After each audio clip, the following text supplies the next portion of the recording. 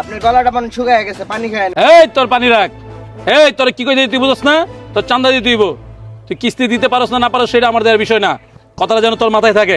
আর না হলে একদম কানসামুনসা ঘুরাই দিব।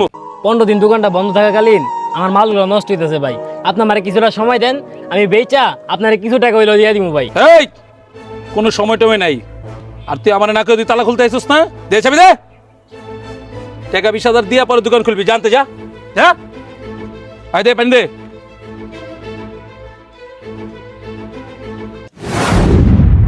শোনো, এলাকায় এমন কোনো কাজ করা যাবে না যেটা নাকি আমাদের দলের জন্য বদনাম হয়, ঠিক আছে?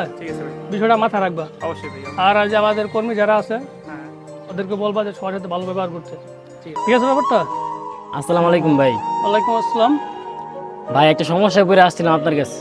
সমস্যা কি সমস্যা? ভাই এলাকার মধ্যে একটা ছোট ফুচকার দোকান আছে, আজকে প্রায় 15 দিন ধরে আমার দোকানটা বন্ধ। দোকান বন্ধ কেন? হ্যাঁ ভাই, আমার একটা ছোটখাটো দোকান আছে, আমার দোকানটা বন্ধ করে দিছি। ভাই ওই যে উত্তরা কালামানি গেছে না, হ্যাঁ আমার কাছে আইসা চান্দা দিতেছে 20,000 টাকা। আমাকে দোকানে ভাই 20,000 টাকার মালই নেই ভাই, কেমনে দিব ভাই 20,000 টাকা? আচ্ছা বাজার রেলগেটের পাশে যে ফুটপাতের দোকানগুলা ওইগুলোই আমাদের, ওইখানে আসলে আমাদেরকে পাইবেন।